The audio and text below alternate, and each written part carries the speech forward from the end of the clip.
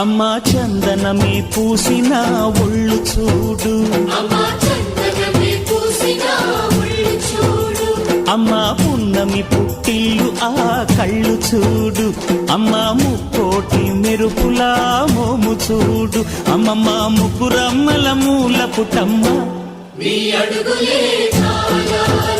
అమ్మా నిప్పుల్ని తొక్కిన నడక చూడు, అమ్మా దిక్కుల్ని దాటిన కీర్తి చూడు, 1000 సూర్యుళ్ళై మెరిసిన